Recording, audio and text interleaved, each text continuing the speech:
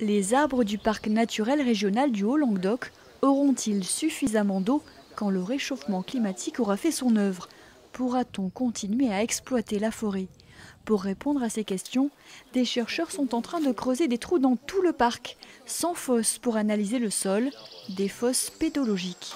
Là, on s'aperçoit qu'en profondeur, on a des racines qui descendent très profondément, puisque ça, ce sont les racines de l'arbre qui est juste au-dessus.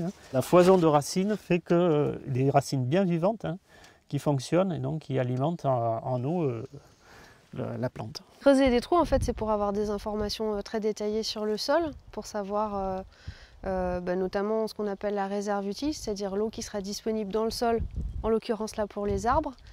Et c'est pour mieux connaître les terrains sur le territoire du parc.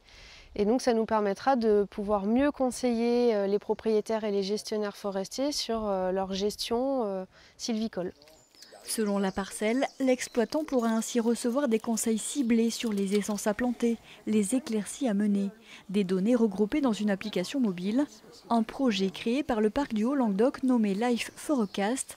Objectif, permettre à cette économie forestière de se poursuivre malgré les changements climatiques.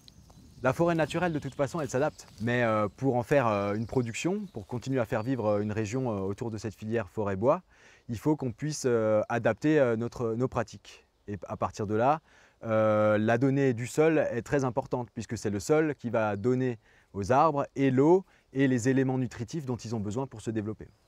La filière bois dans le parc représente près de 2000 emplois. Cette application très attendue par les professionnels devrait être disponible fin 2018.